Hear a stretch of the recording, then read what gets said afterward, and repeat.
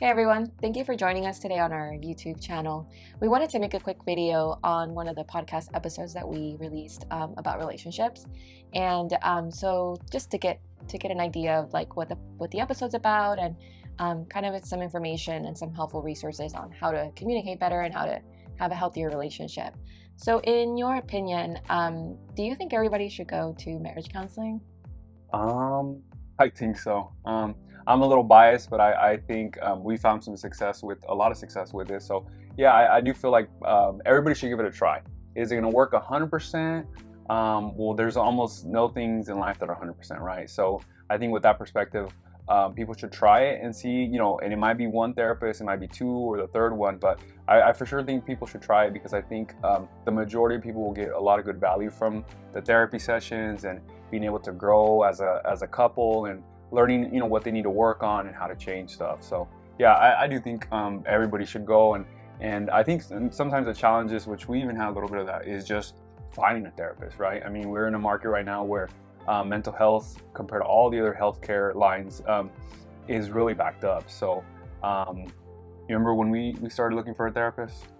I think it took us two. Remember that one lady that we went to in that house? And I was like, no, she's not going to work out. And then we found one and she was wonderful. But to add to your comment, I think, I mean, yeah, for sure we're biased. Like everyone should go to marriage counseling. But I think it's more like everyone should at least be aware of what goals they have in their relationship. So marriage counseling isn't just for people that are struggling, that are in crisis, that are on the brink of a divorce. There's a lot that you can learn from each other, from even what you want out of a relationship or out of your partner, and then like your goals for how to sustain that relationship and how to be happy in your marriage throughout changes in life and different like time frames of growth spurts and things that happen that you guys experience together. So I mean, I think it's a huge benefit to have someone objective kind of help you figure these things out along with your partner. And that's why we're kind of big advocates for going and talking to someone to kind of improve your relationship. And like I said, try to find what is important for you and what goals to aim for. Yeah, I think if we think about mental health and really just any kind of health, it's really about kind of reaction based. Most people just seek help when something's already happened or when it's in crisis mode.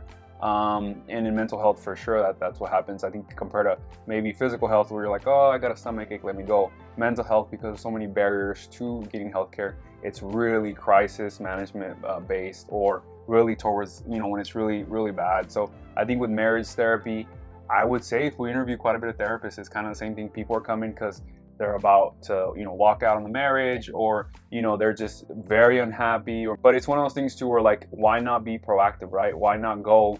And it's not to like open the can of worms of like, well, I didn't have problems and now I do. It's really about you being able to discuss with your partner in the session things that you want the other person to improve on, and them as well on you. So that way those situations get corrected and it doesn't become an issue down the road, especially if you're a young couple and like you still don't have different layers of stress of like maybe now you have kids and or elderly parents to take care of.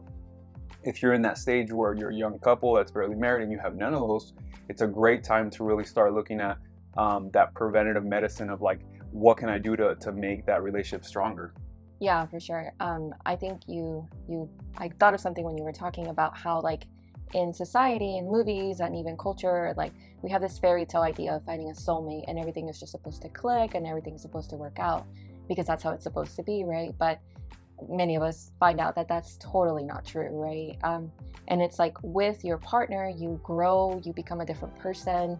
You grow hopefully in a good way for sure. And so it's you're a totally different person trying to merge with a different person and trying to share a life together. And so it's impossible to just expect that things are going to just work out and like somehow you're supposed to understand each other immediately and somehow communicate efficiently, and obviously that's not true, right? And so marriage counseling can really help with figuring those details out and kind of understanding each other better when and learning how to communicate, how to understand each other better. Yeah. I think about in one of these episodes that we made of the podcast, I talked about how this idea of like practice makes perfect and how knowledge is power. Both of those are really not correct because there is no perfection, right? It's all about just getting better, improving, growth. And really, knowledge is not power. Taking action of that knowledge is really what gets you to make change. So when you're talking about this, I'm thinking about the fact that we all, you have two people and they come together just like me and you in a romantic relationship. And we all come from different backgrounds, different values, different point of views. And a lot of that's how you were raised. So to think that like, because you find that person attractive and you guys have a lot of common goals and or XYZ of what attracted you, that glue or that situation there is going to make it just to where you can go through any issue down the road and survive and be good and thrive.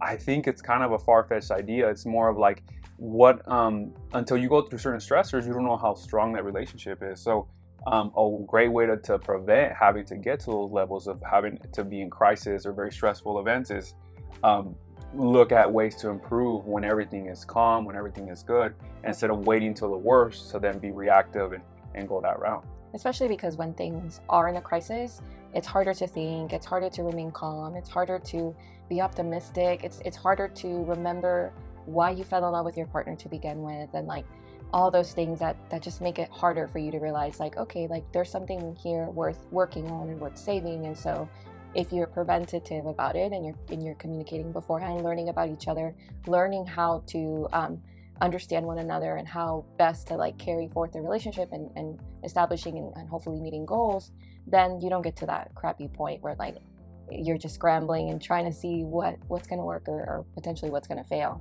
So I do want to encourage you guys to listen to the rest of the episode. So we talk a little more in detail about kind of the pitfalls of our relationship and how we came out from that, thankfully, to marriage counseling and kind of what we do now. We talk about a scale that can help you kind of quickly evaluate the status of your relationship. And so we highly encourage you guys to check it out or, leave a comment here. Any questions that you guys have, let us know. We'll be happy to reach back out.